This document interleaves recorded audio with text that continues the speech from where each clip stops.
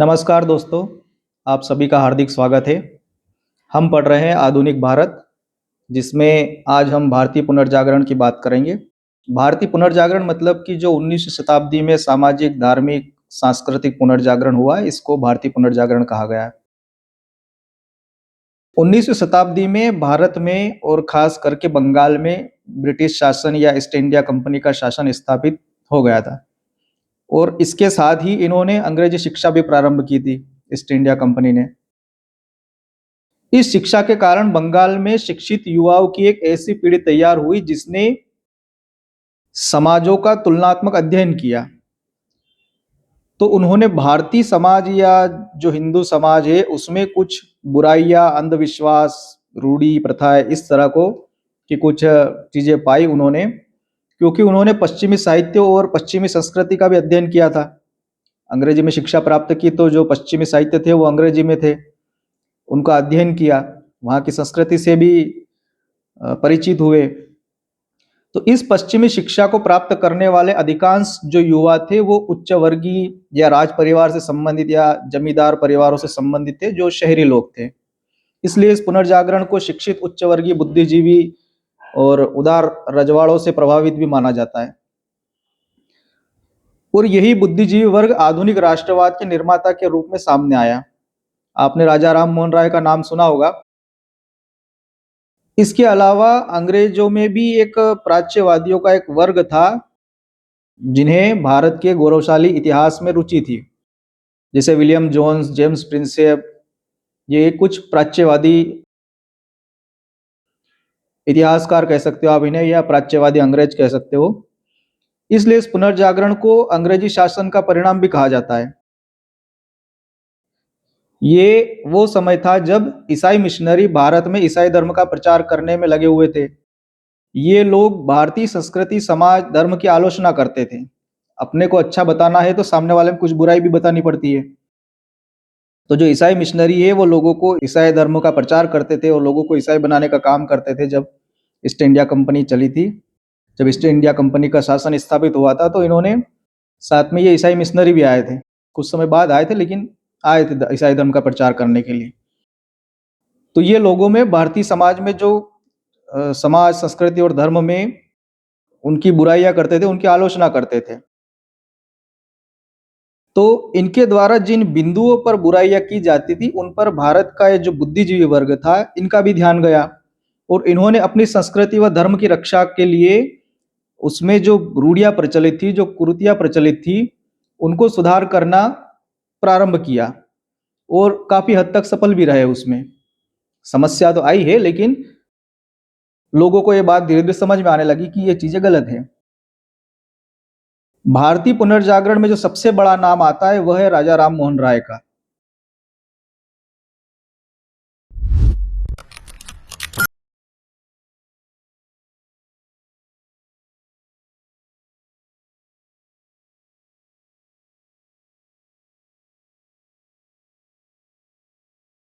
इनको आधुनिक भारत का पिता कहा जाता है। ये वाक्य सीधे पूछे जाते हैं कि आधुनिक भारत का पिता किसे कहा जाता है, या भारतीय राष्ट्रवाद का जनक किसको कहा जाता है। तो आधुनिक भारत के पिता राजा राम मोहन राय, भारतीय राष्ट्रवाद के जनक राजा राम मोहन राय, आधुनिक भारत के पहले समाज सुधारक, भारतीय पत्रकारिता के अग्रदूत, और सुभाष चंद्र बोस ने इनको युगदूत भी कहा है।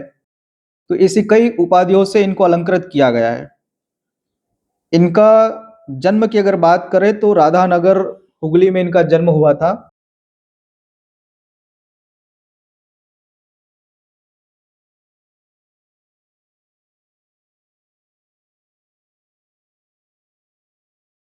ये बंगाल में है। तो 22 मई 1772 ईस्वी को इनका जन्म हुआ था।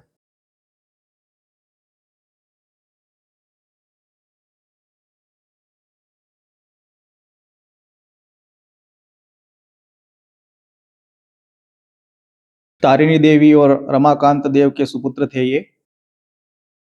भारत के पहले आधुनिक पुरुष माने जाते हैं राजा राम मोहन राय, और भारतीय नवजागरण के पितामह या अग्रदूत भी इनको कहा गया है। बहुत ही शिक्षित और बुद्धिमान व्यक्ति थे, और कस्टम कलेक्टर के रूप में ईस्ट इंडिया कंपनी में इन्होंने नौकरी भी की थी। कई भाषाओं का इनको ज्ञान भी था, जैसे अंग्रेजी, संस्कृत, अरबी, फारसी, फ्रेंच, लैटिन, ग्रीक, हिब्रू। मतलब कि उस समय और आज भी जो प्रमुख भाषा है उनका ज्ञान इनको था। इसलिए तो दुनिया भर के साहित्य को इन्होंने अध्ययन किया और सभी धर्मों और दर्शनों को भी इन्होंने पढ़ा था। इन्होंने सती प्रथा, बहुपत्नी प्रथा, विधवा विवाह, स्त्री शिक्षा, जातिवाद, अंतरजातीय विवाह, ऐसे कई मुद्दों पर काम किया इन्होंने। राजा राम मोहन राय की सबसे बड़ी सफलता, या यूं कह ले कि उनकी भारतीय समाज को सबसे बड़ी जो देन थी वो थी सती प्रथा कानून। क्योंकि उनके प्रयासों का ही परिणाम था कि 1829 ईस्वी में गवर्नर जनरल विलियम बेंटिक ने सती प्रथा प्रतिबंध करने के लिए एक कानून बनाया था, जिसको अधिनियम 17 कहा जाता है। 4 दिसंबर 1829 ईस्वी को बनाया गया था।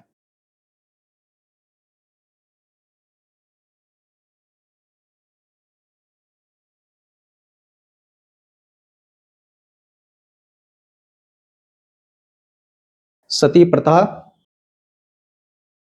प्रतिबंध करने के लिए एक सती प्रथा कानून बनाया था, जिसको अधिनियम 17 भी कहा जाता है।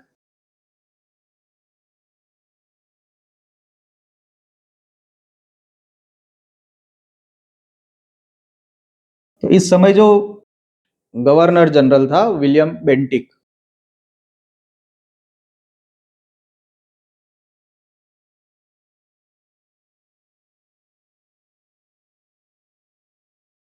विलियम बेंटिक ने यह कानून बनाया था और इसके माध्यम से सती प्रथा को गैर कानूनी घोषित किया गया था।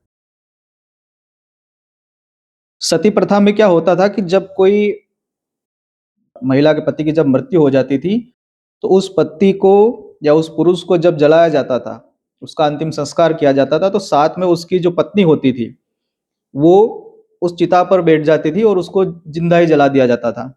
इसको सती बोला जाता था। और ऐसा नहीं है कि इससे पहले सती प्रथा को रोकने के लिए कोई प्रयास नहीं हुए थे। पुर्तगाली गवर्नर अल-बुकर्क ने इसको रोकने की कोशिश करी, अकबर, जहांगीर, मराठा पेशवाओं ने भी कोशिश करी, अहिल्याबाई होलकर ने इसको रोकने का प्रयास किया था। राजा राम मोहन राय के बड़े भाई थे जगमोहन। इनकी 1811 ईस्वी में इनकी मृत्यु हो जाती है। तो उनकी पत्नी सती हुई थी, राजा राम मोहन राय की भाभी। इससे राजा राम मोहन राय बहुत दुखी हुए, क्योंकि उन्होंने प्रत्यक्ष देखा सती का प्रमाण।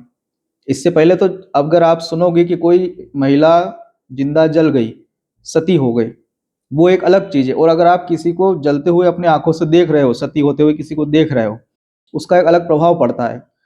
तो इनकी भाभी जब सती हुई थी, तो इससे इतने दुखी हुए कि राजा राम मोहन राय ने सती प्रथा के खिलाफ एक मजबूत आंदोलन चलाया। और ये इतना आसान भी नहीं था। उस समय भारतीय समाज में रूढ़िवादी या परंपरावादी लोगों का भी की कोई कमी नहीं थी। ये सब इनके पीछे पड़ गए थे, लेकिन पढ़े लिखे व्यक्ति को रोकना इतना आसान भी नहीं था। जब भी कोई इनसे तर्क वितर्क करता था, तो ये बौद्धिक जवाब देते थे हर मुद्दे पर। इनका एक अखबार था, संवाद कौमुदी।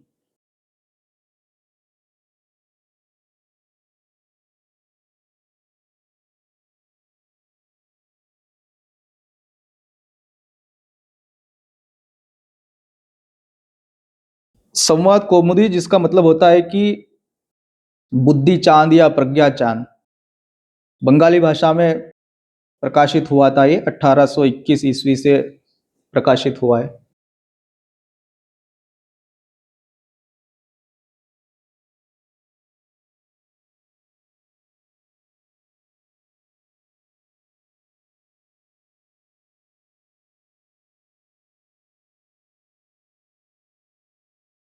इस अखबार के माध्यम से इन्होंने सती प्रथा का विरोध किया, इसमें लेख लिखते थे सती प्रथा के खिलाफ। और ये संवाद कौमुदी ऐसा पहला भारतीय समाचार पत्र है जो किसी भारतीय द्वारा भारतीय भाषा में संपादित और प्रकाशित किया गया था। इसके अलावा भी इनकी कई सारी पुस्तकें और लेख प्रकाशित हुए हैं।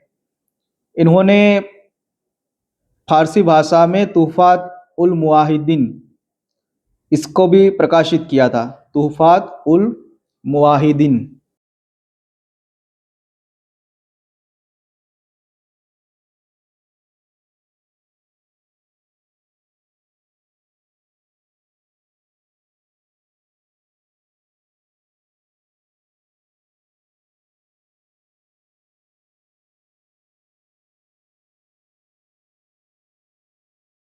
तूफ़ात उल मुवाहिदीन, ये पुस्तक 1804 ईस्वी में प्रकाशित हुई थी। 1804 ईस्वी में। इसका मतलब होता है कि एकेश्वरवादियों का उपहार। इसमें इन्होंने मूर्ति पूजा का विरोध किया था कि मूर्ति पूजा नहीं होनी चाहिए। 1820 में प्रिंसेप्ट ऑफ जीसस प्रकाशित की, the guide to peace and happiness. Precept of Jesus.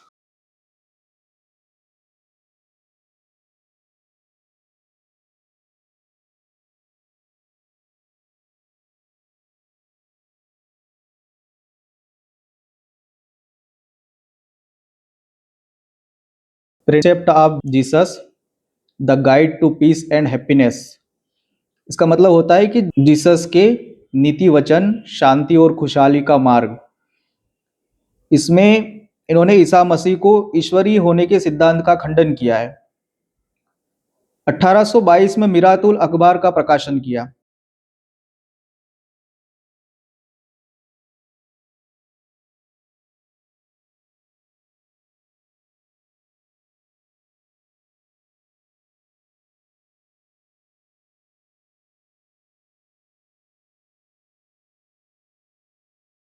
ये सारे पूछे जाते हैं कि अखबार किसने प्रकाशित किया, कब प्रकाशित किया। आपको इनके नाम पता होने चाहिए। सती प्रथा कानून कब बना, किसके सहयोग से बना, कौन गवर्नर था, ये सारे प्रश्न बनते हैं इनसे। 1829 में बंगदूत समाचार पत्र प्रकाशित किया। ये हिंदी में था बंगदूत, 1829 में।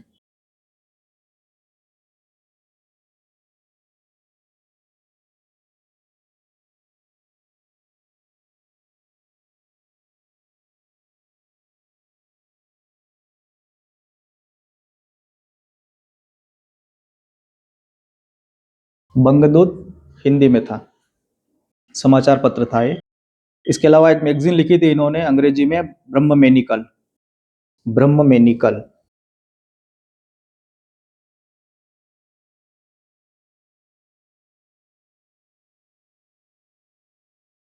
मैगजीन है ये, और इसको इंग्लिश में लिखा था। इन्होंने कुछ संस्थाओं की भी स्थापना की थी, जैसे आत्मीय सभा, जिसको सती विरोधी संगठन भी कहा जाता है, 1815 में इन्होंने स्थापित किया था।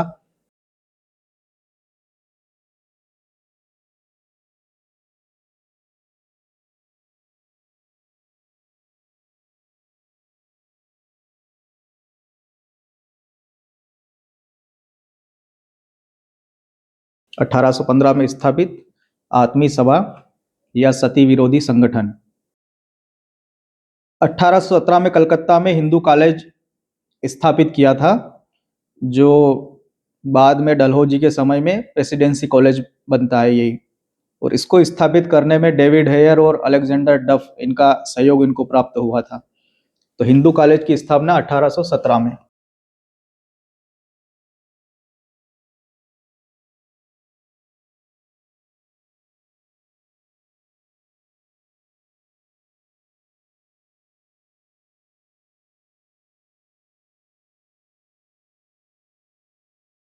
1817 में हिंदू कॉलेज की स्थापना होती है। ये हिंदू कॉलेज कलकत्ता में।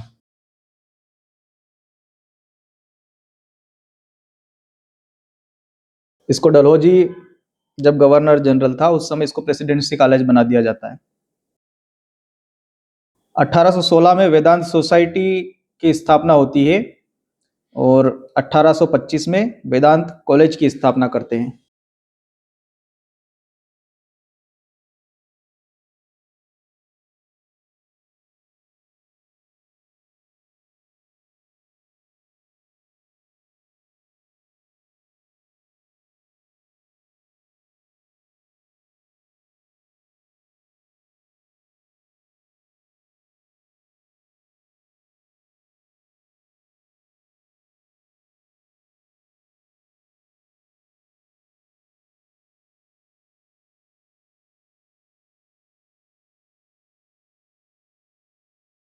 तो 1816 में वेदांत सोसाइटी और 1825 में वेदांत कॉलेज की स्थापना करी।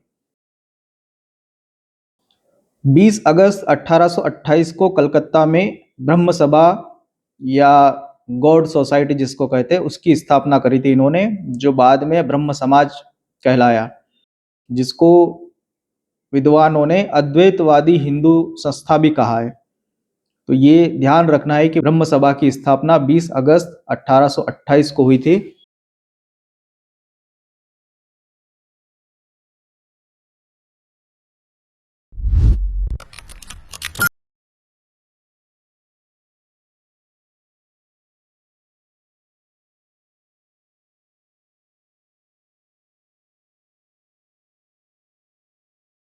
बीस अगस्त 1828 को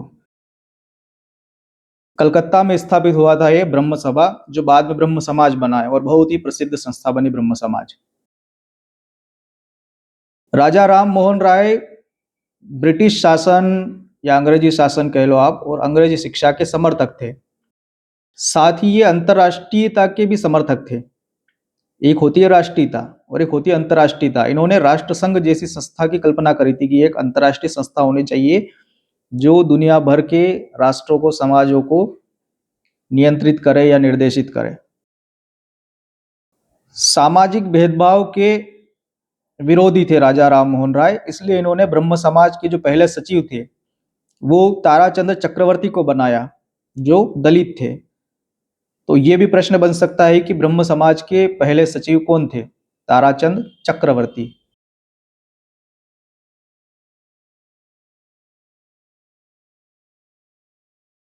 ताराचंद चक्रवर्ती। राजा राम मोहन राय आत्मा को अमर मानते थे और पुनर्जागरण में विश्वास नहीं करते थे। इनका मानना था कि आत्मा तो अमर है लेकिन उसका पुनर्जन्म नहीं होता, किसी जीव का पुनर्जन्म नहीं होता है। ब्रह्म समाज में भी निराकार ईश्वर की उपासना की जाती थी और हर शनिवार को आपस में इकट्ठा होकर के धार्मिक चर्चा करते थे ये लोग। कई लोगों ने इनको अपना एक अलग धर्म स्थापित करने का सुझाव दिया कि कोई आप एक अलग धर्म स्थल स्थापित कर दो और जो ब्रह्म समाज है इसको एक अलग धर्म या संप्रदाय के रूप में इसको मजबूत किया जाए।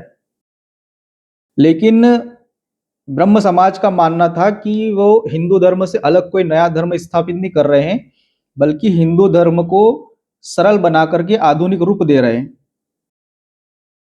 ब्रह्म समाज का अगर आप देखोगे तो कोई धर्म ग्रंथ नहीं है इनका।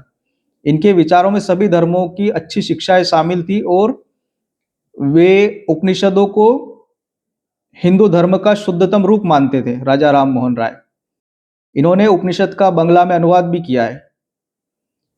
राजा राम मोहन राय को माना जाता है कि वे पहले व्यक्ति थे जिन्होंने समुद्र पार करके यूरोप की यात्रा की। यूरोप जाने वाले पहले व्यक्ति है। पहले भारतीय समाज में समुद्र को पार करना नहीं, गलत माना जाता था, समुद्र को पार नहीं करना चाहिए। लेकिन राजा राम मोहन राय ने समुद्र की यात्रा की जहाज से और यूरोप गए।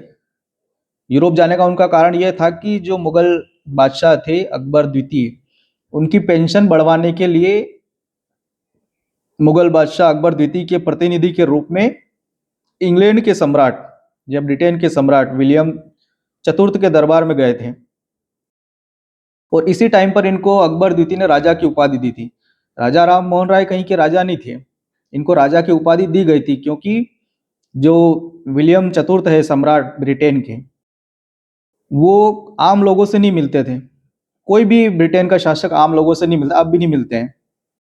जिस तरह से राष्ट्रपति प्रधानमंत्री के प्रोटोकॉल होते हैं, इस तरह से राजा महाराजा तो और डिक्टेटर होते थे, तो उनसे कोई आम आदमी नहीं मिल सकता था। उनसे मिल पाए इसके लिए राजा राम मोहन राय को राजा की उपाधि दी थी। किसने? अकबर द्वितीय ने। तो जब ये गए वहां पर अपॉइंटमेंट के लिए कि राजा राम मोहन राय आए हैं भारत से, तो सम्राट विलियम चतुर्थ को लगा होगा कि कोई राजा है, इनके अंडर में तो सैकड़ों राजा थे, नाम थोड़ी याद रहेगा। तो इसलिए उनको राजा की उपाधि दी गई थी। 1830 की बात थी और इंग्लैंड गए थे वो पेंशन बढ़वाने के लिए अकबर द्वितीय की। 1833 में वहीं पर ब्रिस्टल में ही इनकी मृत्यु हो जाती है और वहीं पर इनको दफना दिया जाता है। इनको दफनाया गया, इससे लोगों को ये आशंका थी कि ये ईसाई बन गए, क्योंकि इनको दफनाया गया, इनकी समाधि है अभी भी ब्रिस्टल में। लेकिन उस समय का अगर आप अध्ययन करोगे तो वहां पर इंग्लैंड में शवों को जलाने की अनुमति नहीं थी, दफनाया ही जाता था, इसलिए माना जाता है कि उनको इस कारण दफनाया गया होगा। उनकी अगर समाधि को आप देखोगे तो उस पर जो हरिकेली नाटक है, विग्रहराज चतुर्थ विसलदेव की ये नाटक है हरिकेली, उसका अंकन किया गया उस कब्र पर। इसका अंकन अगर आप देखोगे तो जो अजमेर में 2.5 दिन का झोपड़ा है उस पर भी हरिकेली नाटक के श्लोक लिखे हुए हैं। तो उनकी समाधि पर भी हरिकेली नाटक का अंकन किया गया है।